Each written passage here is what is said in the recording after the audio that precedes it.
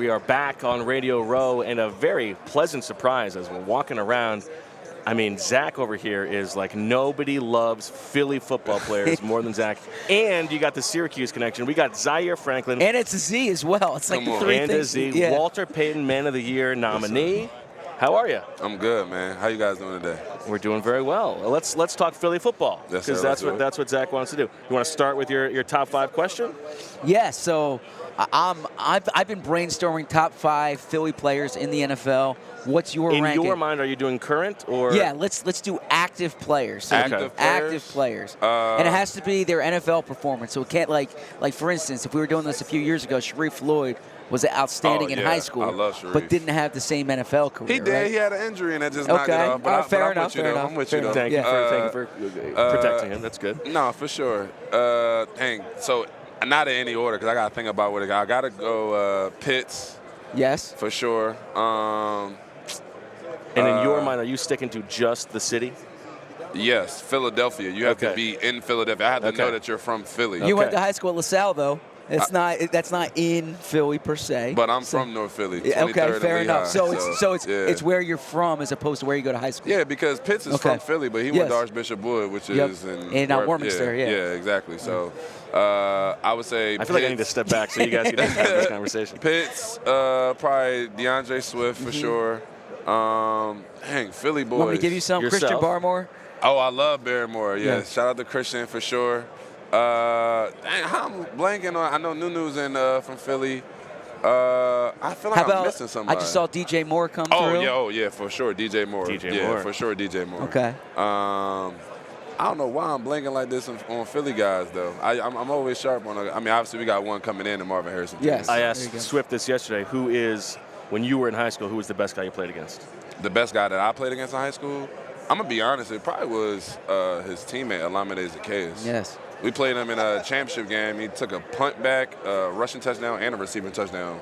We ended up beating him in overtime, but he scored all 8 points in the championship game. Olamide Zaccheaus was ridiculous at St. Joe's Prep, so shout out to him. So tell us about getting nominated for Walter Payton Man of the Year.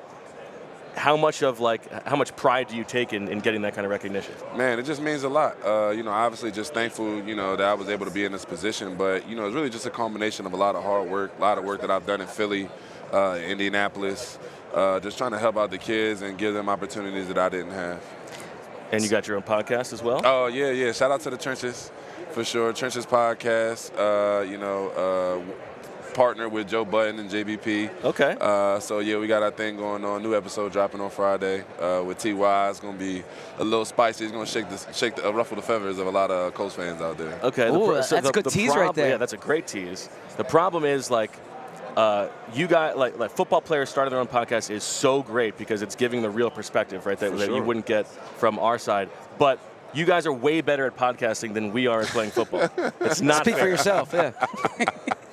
Yeah, it's definitely a little transitive, but I guess it is, but it ain't. Some people do get on pods and just pretty much use it to talk about themselves, which I can't be mad at. You make your own platform, do your own thing. But I know you got to get going in a minute, but I do want to ask you about. It must have been such a weird thing for you, and I know you've talked about it. That day in Philly. Yes. You and Jason Kelce in training camp. That little, that I wouldn't say little. That was I've never seen anything like it. You being home and that happening. That must have been such a weird experience for you. Why would it be weird for me? I don't know. You tell me. You're going up against the hometown team, and all of a sudden, there's all this drama. Or you think that's overblown?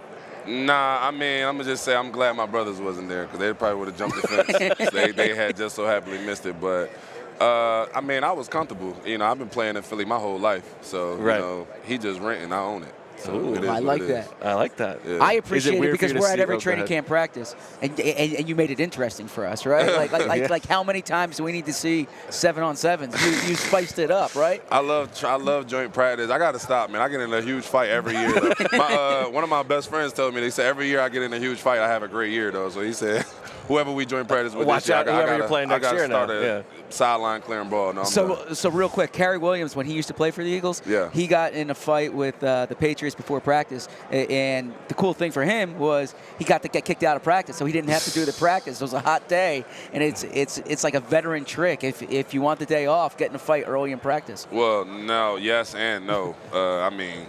the fines and all the other stuff that come with it too. Okay. And it's a little slick. Honestly, I feel like joint practice to me, outside of like the fisticuffs that come with it, but I feel like it's the best chance to really compete and compare yourself against guys, across the league. Like, I was just really looking forward to. Obviously, we had 2 joint practices this year, one against Chicago, one against Philly, and like they say, iron sharpen iron. That's the best chance you get to truly compete, one-on-one, because you can play in a game and not really have a chance to really evaluate yourself against another great player. So playing against, DeAndre Swift, playing against DJ Moore, playing against Justin Fields, playing against Jalen Hurts, it was like a true good chance to really compete and work on your craft going into the season. Because in joint practice, you could run your schemes, you could run your plays.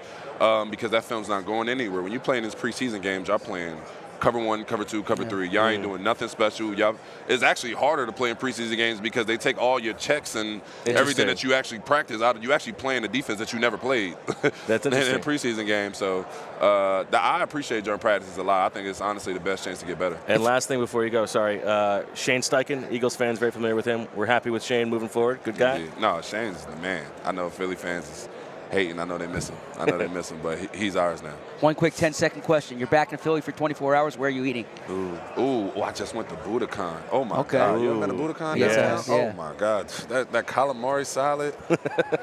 Yo, Budokan is elite. Or Steak 48 for sure. There you go. Good advice from Zaire Franklin. We all silly like the mayor.